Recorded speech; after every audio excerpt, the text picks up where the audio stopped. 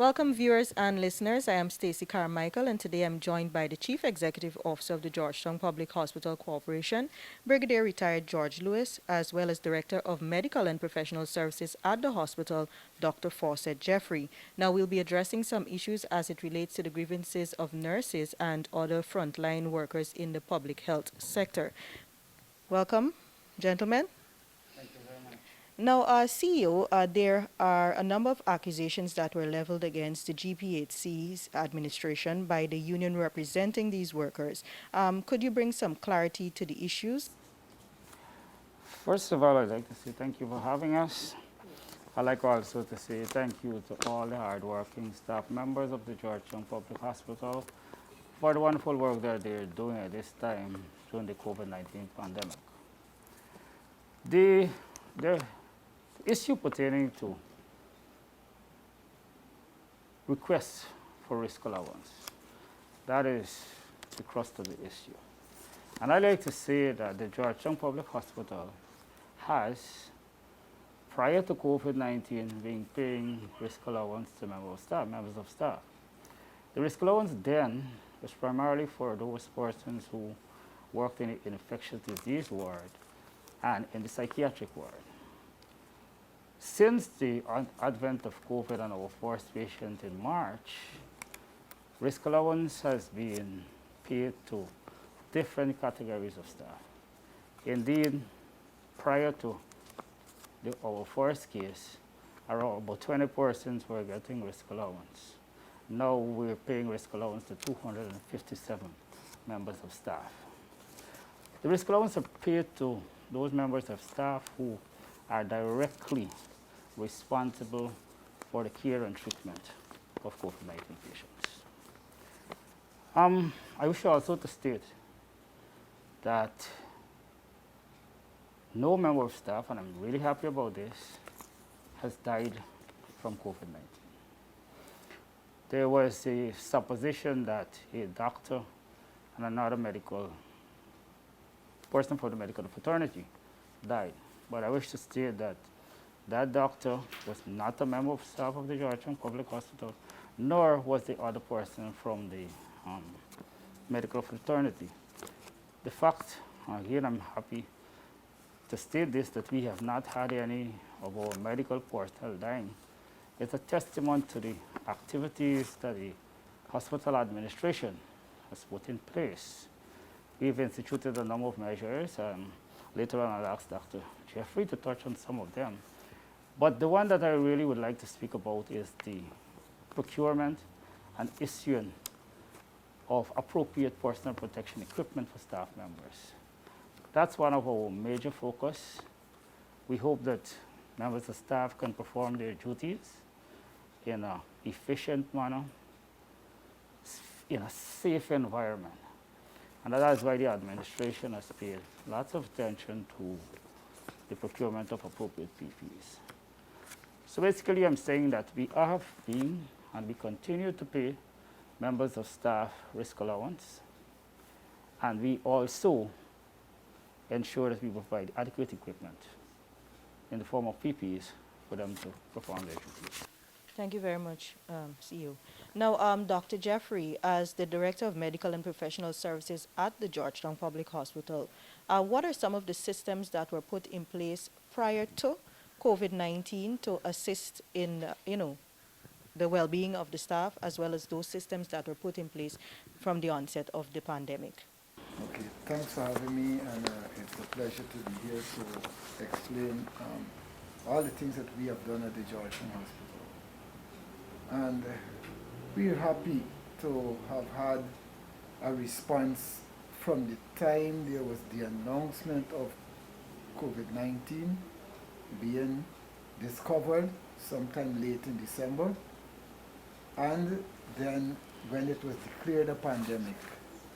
From that time, the Georgetown Hospital started making moves and putting things in place to be able to, in the eventuality that we would have the first case or cases in Guyana, at least we would be ready for those cases. So we started training. And training meaning how do our staff members are not only nurses and doctors, but all the staff, attendants, drivers, laboratory technicians, all across the board. We started training them with understanding what is infection prevention control, how do they use PPEs, how do you use a mask, how do you don and how do you doff a hazmat suit. And these trainings started locally at the Georgetown Hospital, and I would even say that our Georgetown Hospital staff extended their hands out to the regional institutions, and we sent staff from the Georgetown Hospital to train persons in the regional institutions to be able to become prepared for COVID. Apart from that, we had to make structural changes at the Georgetown Hospital because we know that COVID-19 tended to manifest itself with very severe respiratory difficulty and manifestations.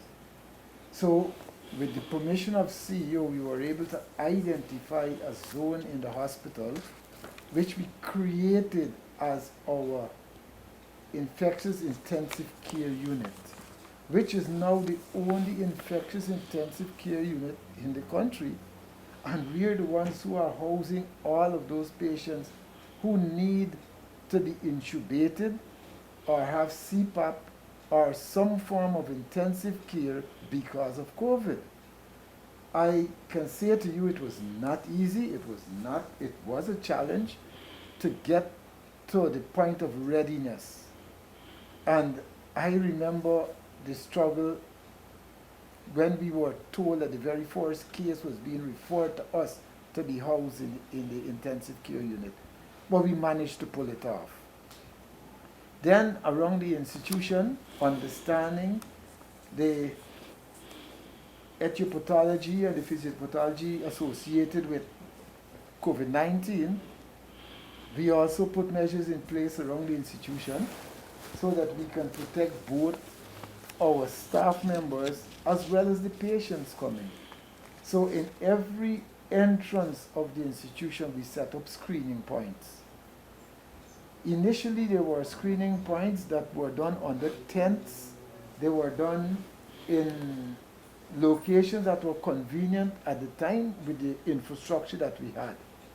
And as the months went on, we constructed permanent structures to make not only screening, but triaging possible. So we have like a triage center in the street. A patient who comes to the hospital who has symptoms of COVID is not allowed in the institution. The patient is triaged and, if necessary, even swabbed in the center that was developed in the street. We also have a triage center in Middle Street, where when you're going to the medical outpatient department, you're screened, and if you need to be triaged, you're triaged there. So we have done these different, put these mechanisms in place so that we can protect our staff from persons coming in, as well as protect them from themselves. Because if a staff comes in and has symptoms, we stop that staff from getting into the institution because that's a possibility of transmission. So every gate in the institution, and that will include Lamaha, East Street, Newmarket North, Newmarket South, and Middle Street, we have screening points. We have persons with thermometers, persons with hand sanitizers. We've put sinks for washing hands. So all of these mechanisms were put in place. But the part that I think was most important, apart from putting these mechanisms in place, was the education. And for education of our staff, it was not only just, okay, we take you to a classroom or we take you to some place and we give you a lecture. We formulated what was called the Georgetown Hospital COVID Task Force. Now, the COVID Task Force was formulated, and most of the persons, heads of departments, especially of internal medicine, intensive care, pediatrics, general surgery, So we had a task force that comprised of almost 22 persons. And we would make additions to the task force or subtractions to the task force depending on what we were going to debate in the meeting. Now, the task force wrote protocols on every aspect of the prophylactic management of COVID and the management of COVID from the inception. What do you do when someone comes to the hospital? How do you use your PPEs? To last offices, meaning if you die, how do we manage you? And our protocols at the Georgetown Hospital, thanks to my staff who are so cooperative and helpful, has now been some of the protocols that we were able to share with the rest of the country, all the other institutions, so that they could be guided as to how they can be prepared for patients who may present with COVID-19. Now, the use of PPEs is vital. And I'm not going to say that PPEs have not been difficult sometimes to acquire, because when you look at the international news, you realize that it's not unique to Guyana that sometimes it's hard to get PPEs. But we will never say that the Georgian Hospital has been without PPEs completely at any time. We have always had PPEs through the procurement department and the help of the CEO. We were able to get masks. Sometimes we may have a shortage of the mask, so you have to make a decision as to how you use the mask. So the protocols help you to decide how to use a mask in what circumstances. Initially, when we started, we used to use a hazmat suit for every patient that we see. Then as we learned more about COVID-19, we realized that it was not necessary to use a hazmat suit except you're going to do an aerosolizing procedure. So our protocols changed and had to be amended from time to time. But I am really surprised that we are being questioned about how we prepared ourselves and how we educated our staff and the mechanisms we put in place to assist our staff to manage COVID-19. I'm really surprised. Thank you very much, Dr. Jeffrey. Now, CEO, this question is for you. The union also mentioned a few other things. Was notice given by the union as it relates to the protocols? Because there's a threat of strike action next week, sometime next week. I think it's Wednesday, October 7th. We did receive a notice recently from the union pertaining to possible strike action. But when we received the notice, that was long after there were protest action taking place outside of the hospital and around the hospital. And we felt that the process was incorrect. The process was against the law, and the process also did not follow the sequence of action that is supposed to take place before you take protest action or you take strike action. In fact, we at the Georgetown Hospital would have, in April this year, had lengthy discussions with members of the doctors and the nurses branches of the Guyana Public Service Union. And coming out of those discussions, a number of agreements were made. And some of the agreements saw the hospital working in conjunction with the Ministry of Education, and now in conjunction with the Guyana Defense Force, providing free transportation for members of staff to move to and from work. It also saw us providing risk allowance, which I mentioned to you before.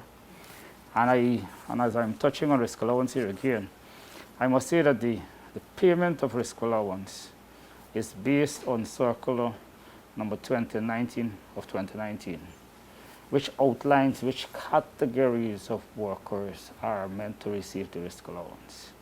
And I think that's one of the issues that we have at this time, because the Public Service Union is claiming that all healthcare workers, all categories of healthcare workers should receive risk allowance. However, we have no authority to pay risk allowances to those persons because the circular to which I referred before does not facilitate or permit you to do that. We also have been providing meals to all of those workers who work in the COVID intensive care unit, which Dr. Jeffrey alluded to. We provide free housing at the staff quarters in Carmichael Street and Waterloo Street for those workers who are working in the COVID intensive care unit. In that way, after finished work, they don't have to go home to their families and the possibility of contaminating their families or so on. They're in an isolated area where, and we're providing accommodation for them and feeding free of cost. Here, I also would like to mention, and I want to thank private sector organizations and some other non-governmental organizations, because since the onset of COVID, we have received lots of donations. Some donations come in the form of food, beverages, PPEs, and so on, which go towards the frontline employees who are involved in the COVID-19 fight. So there are monetary and non-monetary benefits that employees of the Georgetown Hospital are receiving at this time. Okay, CEO. And what would you say to those nurses and other medical workers in the field at this time?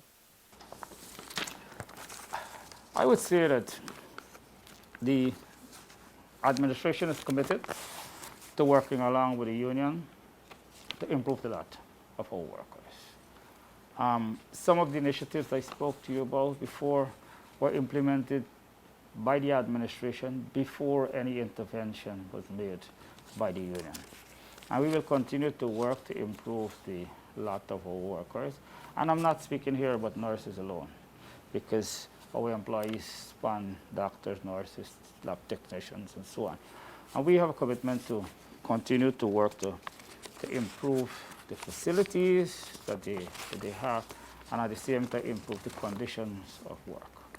I would say that staff members should support the administration at this time, and at the same time give the administration time to work on these issues and to conclude its discussions with the Guyana Public Service Union. I'd also want to say to the union that I think it's premature to prompt or encourage workers to be involved in protest action and in strikes without us having exhausted all the avenues for the settlement of grievances. I would also want to say thank you to all those workers for the contributions that they've made in terms of the fight against COVID, and also those who do not work directly with COVID patients, because the hospital still continues to function and provide care for other sick people. And I'd like to say thank you to all of them. We're grateful, and we would continue to work to ensure that we can improve the environment and the equipment that we provide and their lot generally. Thank you very much. Now, Minister of Health, the Honorable Dr. Frank Anthony, has also joined the discussion relating to the grievances of the nurses and other frontline workers. Now, Minister Anthony, what would you say to those nurses, other workers in the medical field at this time, given the COVID-19 pandemic and them threatening strike action and sitting in as far as we know now? Well, thank you very much for having me on the program. First of all, what I would like to say, I want to express gratitude to all those nurses and frontline workers who have been working to save lives and save people from since March, and even before that, because this is a profession where we work with people and help people. And I'm extremely grateful that they have continued to do this. From time to time, there might be challenges, but they have worked and make sure that their patients are safe. So I'm extremely grateful for that. As I understand it, the union or some nurses at the Georgetown Hospital, and we've seen this in some of the other hospitals as well, they have been making certain claims that, for example, they're not getting PPEs, and because of that, their lives are in danger. We would not, at the hospital or any one of our institutions, want to put any nurse or any healthcare worker in jeopardy. That's not what we're here for.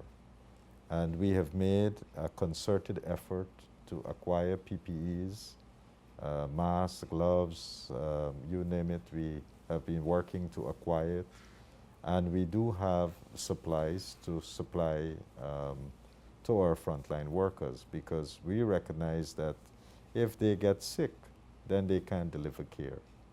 And we don't want that to happen. So that is why we have made that effort to ensuring that our workers receive the kinds of protective gear that is necessary for them to do their work.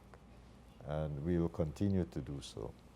We understand that the union have written, and they have pointed out certain things in their letter. We want to refute some of it because we don't think that it directly concerns the GPHC. In the letter, by inference, they were suggesting that you had a doctor and another healthcare worker that died. But none of those deaths are really directly related to the GPHC. They weren't staff of the GPHC, and therefore to infer that these persons would have passed away because of their service at the GPHC, I think it's very unfortunate. So we have really worked to make sure that our staff remain safe, and therefore we want to reject those inferences. We also understand that they were suggesting that we weren't providing PPEs to our staff, or that our staff would have to reuse PPEs and things like that. Again, from the information that I have, I don't think that is true. Nevertheless, whatever the grievances are, the staff of the GPHC, the CEO and his technical team have not refused to meet with anyone, and from what I've been told, they have been actively engaged in meeting with the GPSU over a protracted course of time, and more so that they have also formed various committees where they have been discussing different matters. We think that is a good process, and that should continue, and we would want to facilitate that. And as you have heard, we have been constantly making improvements to ensure the safety of our staff, and we want to continue to do that. So those persons who have come out and have been working with us and working to improve the system, working to ensure that our patients, when they come, they can get the service that they deserve, we want to say a big thank you. And for those persons who have taken some protest action, we want them to seriously consider what they have embarked upon, and whether or not they feel that that is the right course of action. Because I think if in their quieter moments they're able to examine their actions, then they might they might recognize that there's a level of irresponsibility in what they have done. So we want to appeal to them, and I'm sure um, with all healthcare workers, your first instinct is to work and to serve people. And I'm sure that us appealing to them to come back out and to work and to continue the good service that they've been giving to people, while whatever the issues are, we work with the union to resolve them. And we are willing to work with them directly too to resolve whatever issues they have. But they have to make known those issues to the administration so that we can solve them. We can't solve something in abstract. We can't fix a problem if we don't know what the problem is. And therefore, our appeal is come back to work, those that have been protesting, and let us resolve the issues, because I don't think the problems that, or at least some of the things that we are hearing, that they are insurmountable. We can fix them. So I just want to appeal to them, and across the country, if there are nurses who have been, misguided, because I notice in the social media and other forum that there are lots of misguided information. We will appeal to them, talk to the legitimate administrators, talk to the people who are in the know, rather than getting second-hand, third-hand, fourth-hand information that is not necessarily correct. So talk to the persons who are directly in charge of these facilities so that they can offer you proper advice and proper guidance. So again, we really value the work that our healthcare workers have done, especially during this pandemic. They have done a remarkable job. And we want to commend them for doing that job, and we want them to continue doing it because they have made a big difference. You know, when we talk about the amount of cases that we have, people think about the rising cases, but those numbers, I don't know how many people have really stopped to think about how many people have actually recovered. And we have many more who have recovered and gone back, and they're, gone back to their work, and they're quite healthy than those who are currently infected. And that's because of our healthcare team right across this country. They are the ones who have been providing guidance, who have been working with people to ensure that they move from being sick to being healthy again. And so we have a key role to play, all our healthcare workers, and we want them to play that role, because at this point, during this pandemic, they're the key and pivotal people that we have to listen to and to make sure that services work. If we don't have these services working, then we'll be putting a lot of people in harm's way. And I don't think that is the oath that any medical worker has taken. Our first oath is to serve people and to make sure that, they can benefit from what we have to offer. So I just want to make that appeal. And I know that it would resonate with our nurses and other categories of workers, because at heart they are really true humanitarian. And I think that they would want to come out, especially in this time of need, to ensure that the rest of our population remains safe. Well, thank you very much, Dr. Anthony, and also thank you very much, Mr. Lewis, for being a part of the program. Thank you also to the viewers and listeners. This has been a special program where we discussed the grievances of the nurses and other frontline workers in the health sector. Thank you.